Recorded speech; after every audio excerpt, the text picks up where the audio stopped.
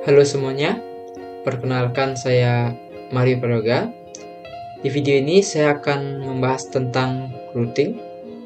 Dari apa itu routing, apa saja algoritma routing, apa saja metode dari routing, serta cara konfigurasinya. Oke, lanjut ke materi. Jadi, routing adalah sebuah proses untuk meneruskan paket-paket jaringan dari satu jaringan ke jaringan lainnya melalui sebuah antar jaringan. Proses ini sangat penting untuk memastikan data dapat mencapai tujuannya dengan benar, meskipun berada di jaringan yang berbeda.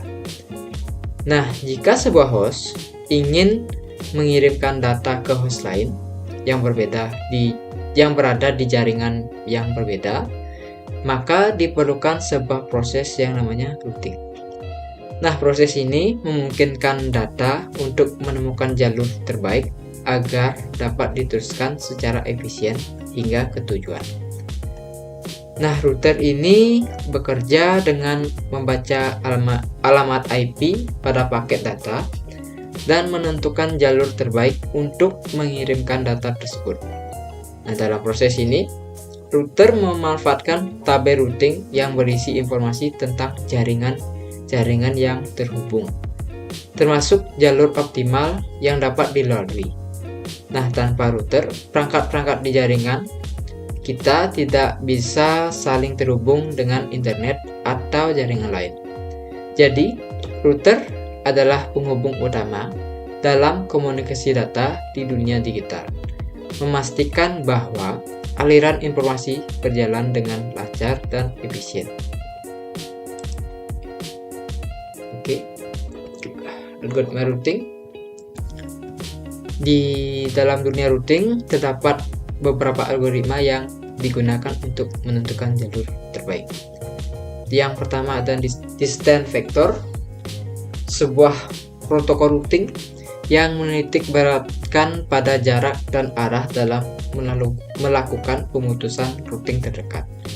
Kemudian ada link state, sebuah protokol routing yang menitik beratkan pada perhitungan metrik cost, memilih bandwidth yang lebih cepat. Kemudian ada hybrid, seperti yang tersirat dari namanya. Protokol routing ini adalah gabungan dari kelebihan protokol link state dan distance vector untuk menentukan jalur terpendek dan paling andal bagi lalu lintas jaringan. Nah, untuk perbandingannya, dari segi fitur penggunaan bandwidth, link state dan hybrid itu sama-sama mengonsumsi lebih sedikit bandwidth, sedangkan distance vector itu mengonsumsi bandwidth yang paling besar. Dari fitur update size itu link state sama hybrid itu sama-sama hanya perubahan tambahan, sedangkan distance vector itu pembaruan yang lengkap. Dari segi konsumsi RAM, link state itu konsumsi RAM yang paling tinggi dari ketiganya. Lalu distance vector itu konsumsi yang paling sedikit dari ketiganya. Sedangkan hybrid mengonsumsi lebih sedikit dari link state, tetapi paling banyak dari distance vector. Kemudian dari segi konvergensi, link state itu kecepatan yang sedang, kemudian distance vector itu lambat, dan hybrid itu cepat. Kemudian dari optimal network size, link state dan hybrid itu sama-sama bekerja dengan baik dengan sebagian ukuran jaringan. Sedangkan distance vector itu terbaik untuk jaringan yang lebih kecil. Jadi untuk kesimpulannya itu, link state itu lebih baik untuk jaringan yang besar dan dinamis karena kemampuan untuk mengonfigurasi dan menyesuaikan jalur dengan cepat serta ketahanannya terhadap kesalahan, meskipun memerlukan lebih banyak sumber daya. Kecepatan dan akurasi konvergensi menjadikan pilihan yang lebih baik untuk skala besar. Kemudian untuk distance vector itu lebih cocok untuk jaringan kecil atau sederhana yang tidak memerlukan pembaruan cepat atau topologi jaringan yang rumit. Dengan penggunaan sumber daya yang lebih rendah dan konfigurasi yang lebih mudah. Tentu protokol ini cocok untuk situasi di mana kompleksitas dan efisiensi konvergensinya bukan prioritas utama. Lalu untuk hybrid itu menggabungkan keunggulan dari link state dan distance vector, menjadikannya pilihan yang fleksibel dan berbagai jenis jaringan. Tentu protokol ini menawarkan jalur yang efisien dan stabil, sambil tetap mempertahankan kemudahan konfigurasi. Dengan memanfaatkan pendekatan ini, tentunya jaringan dapat memperoleh kecepatan konvergensi yang lebih baik sekaligus mengurangi penggunaan sumber daya, sehingga cocok untuk skenario yang memerlukan keseimbangan antara efisiensi dan kinerja. Tentunya pilihan tergantung pada ukuran jaringan, kebutuhan konvergensi, dan sumber daya yang tersedia. Nah, dalam routing itu ada dua jenis metode routing. Yang pertama ada routing statik dan routing dinamis. Nah, routing statik itu adalah metode pengaturan arus data dalam jaringan yang menggunakan rute tetap yang sudah ditentukan secara manual. Dalam routing statik, administrator jaringan harus mengkonfigurasi tabel routing di setiap perangkat dengan cara menentukan rute tetap untuk meneruskan paket data. Sedangkan dynamic routing itu menggunakan protokol routing secara otomatis untuk memilih rute terbaik yang nantinya akan dimasukkan ke dalam tabel routing. Jadi, daripada secara manual memasukkan rute statik dalam tabel routing, routing dinamis itu secara otomatis menerima pembaruan routing dan secara dinamis memutuskan rute mana yang terbaik untuk masuk ke tabel routing. Hal ini merupakan sebuah pendekatan yang lebih efektif bagi jaringan sesuai dengan yang dibutuhkan. Protokol routing dinamis. Nah, protokol routing dinamis itu ada yang pertama ada RIP, Routing Information Protocol, merupakan protokol yang memberikan routing tabel berdasarkan router yang terhubung langsung. Lalu router selanjutnya akan memberikan informasi ke router berikutnya yang terhubung langsung dengan router tersebut. Kemudian ada IGRP, Interior Gateway Routing Protocol, merupakan sebuah routing protokol yang tujuan utama penciptaannya adalah menyediakan protokol yang kuat untuk routing dalam sistem otonomi. IGRP menggunakan bandwidth dan garis menunda secara default untuk menentukan rute terbaik dalam sebuah internetwork. Kemudian ada OSPF, Open Short Path First, adalah sebuah routing protokol standar terbuka yang telah diaplikasikan oleh sejumlah vendor jaringan. OSPF ini adalah suatu yang disebut routing redistribution, yaitu sebuah layanan penerjemah antar routing protokol. Kemudian ada AGRP, Ancient Interior Gateway Routing Protocol. Protokol routing ini menggunakan algoritma advanced distance vector dan menggunakan cost loading balance yang tidak sama. Algoritma yang dipakai adalah kombinasi antara distance vector dan link state serta diffusing update algorithm untuk menghitung jalur terpendek. Kemudian terakhir ada BGP, Border Gateway Protocol, sebagai protokol routing. BGP memiliki kemampuan untuk melakukan pengumpulan rute, pertukaran rute, dan menentukan rute terbaik untuk menuju ke sebuah lokasi dalam sebuah jaringan. Nah, sekian untuk materi, kita lanjut ke konfigurasinya. Oke, di sini saya sudah berada di Cisco Packet Tracker. Jadi untuk yang pertama kita akan memulai dengan konfigurasi routing statis. Langsung saja, yang pertama kita buat dulu topologinya. Masukkan dua routernya. Kemudian masukkan juga switch. Bentar, saya rapikan dulu. Wait. Ya.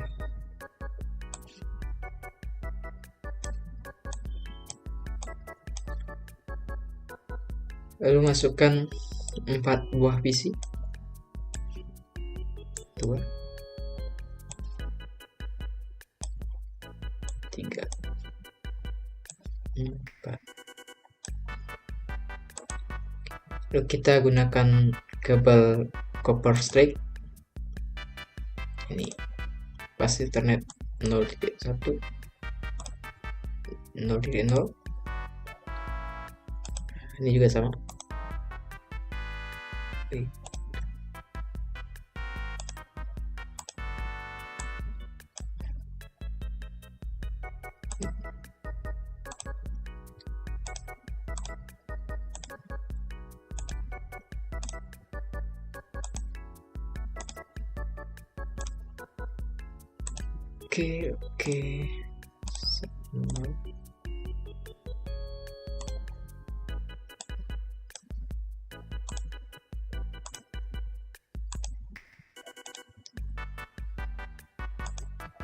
Oke,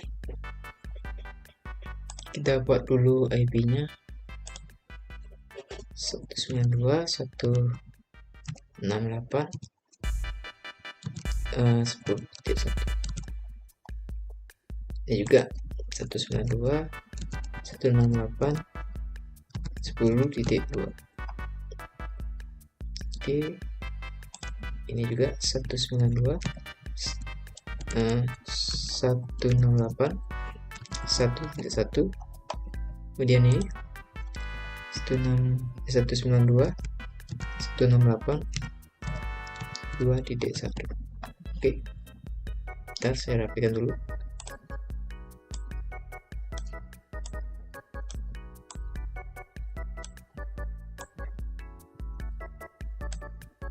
Oh iya, lupa masukkan ke yang router kita pakai serial DCE.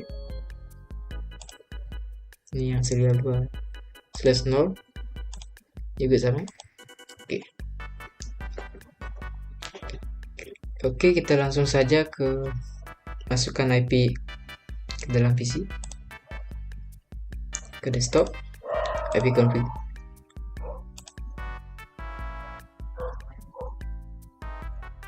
Kita masukkan IP address-nya 192.168.1.2.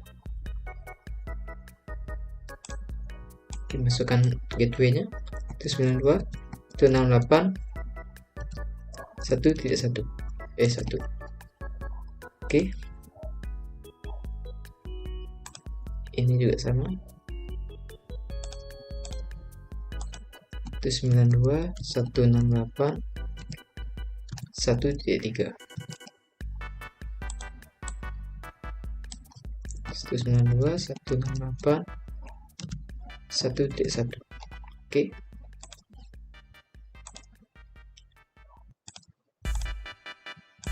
itu 192.168.2.2.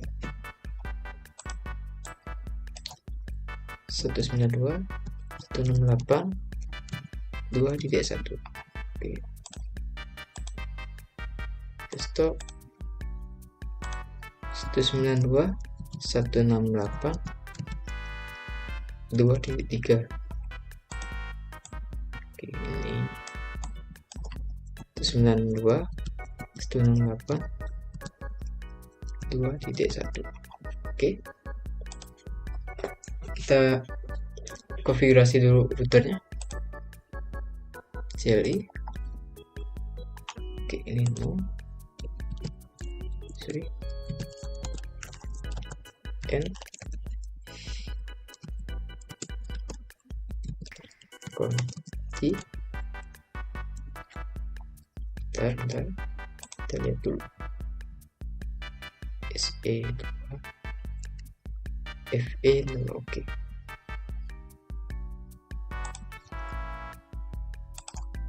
int SE2/0 IP add 192.168.10.1. Masukkan subnet 255.255.255.0. Oke, node bisa exit int FE0/0. Oke, IP add 192.168.1.255.255.255.0. Oke, no SH.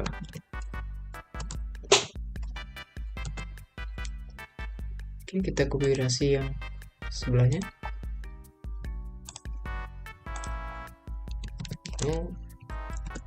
N conti int SE2/0 IP add 192.168.10.2 255.255.255.0. Oke, exit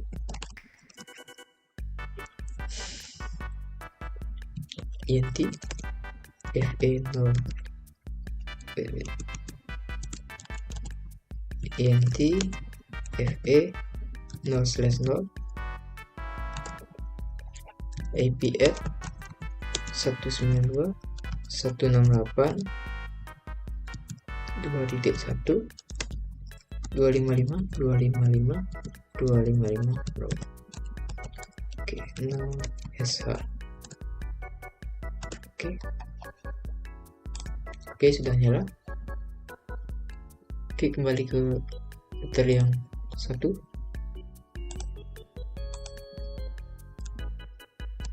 Kita exit dulu. IP root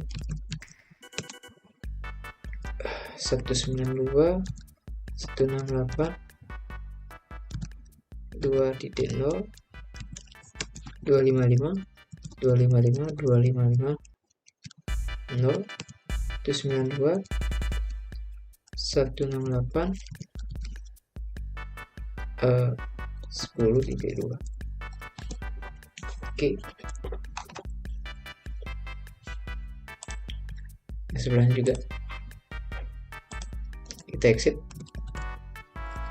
IP root 192.168.1.0 255.255.255.0 192.168.10.1 ya. Oke, kita coba ping. Oke, sukses. Di sini kita coba. Oke, sukses. Kita coba juga di sini. Sukses. Oke, sukses. Kita coba juga.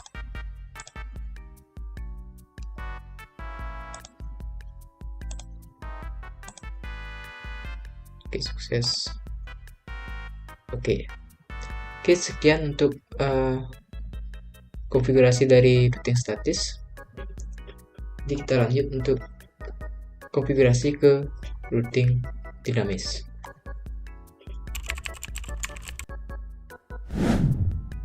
Oke, sekarang kita lanjut ke konfigurasi routing dinamis dengan menggunakan protokol routing RIP.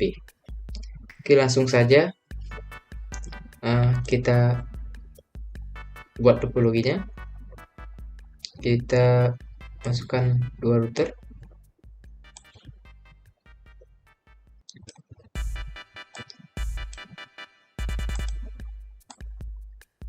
Sama dua PC.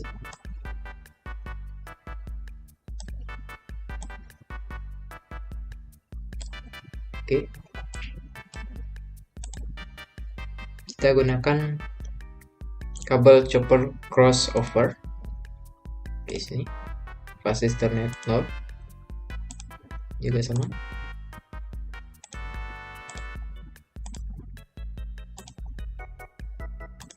Untuk router kita gunakan serial DCI. Serial 2/0.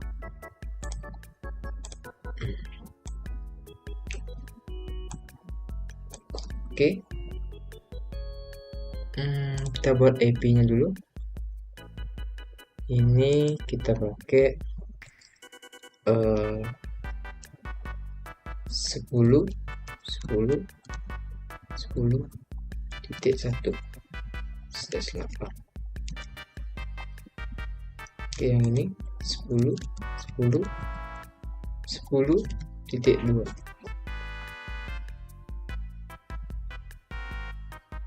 Oke, sini kita pakai 192.10.1/24.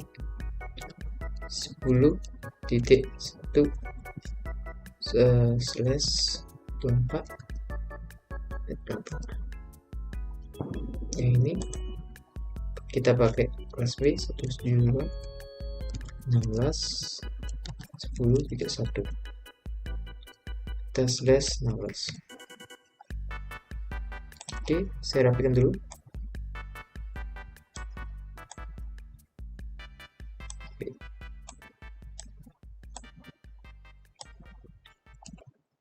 Kita masuk ke PC, desktop, configuration. Kita masukkan IP address-nya 192.168.10.1.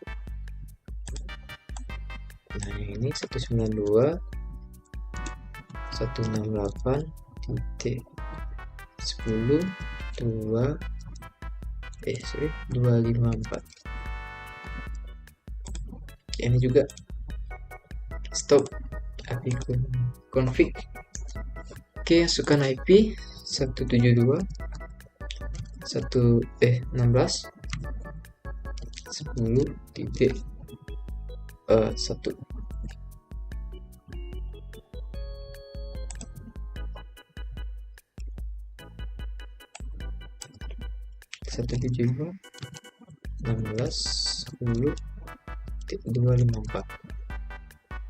Oke, kita setting ke routernya. Nah, yang Fast Ethernet 0/0 kita masukkan 192.10.254. Kita on kan?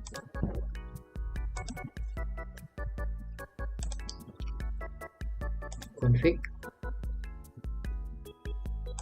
Ethernet 172.16.10.254. Kita on kan? Oh iya, Pak, serialnya kita pakai 10.10.10.1. Kita on kan? Ini juga sama 10.10.10.2. Kita on kan? Oke, lalu kita masuk ke komennya. Kita exit dulu. Nah, root router RIP version 2 network. Oke, Oke, network yang pertama 192 168 10 0. Network yang kedua network 172 16 0.0. Oke, network terakhir 10 0 0 0. Oke, kita lihat dulu di read. Oke, sudah masuk. Lanjut yang ke selanjutnya, CLI, kita exit, router, RIP version 2 network. Oke, network yang pertama 10 0 0 0. Oke, network yang kedua 172 168 16 0 0. Oke, network yang ketiga 192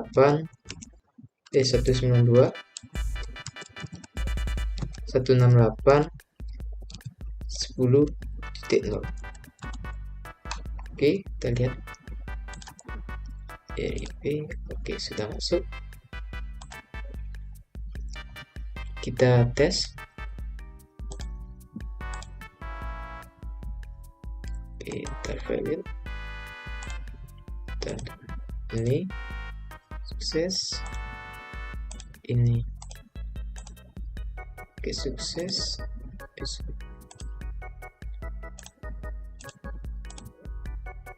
Oke, sukses.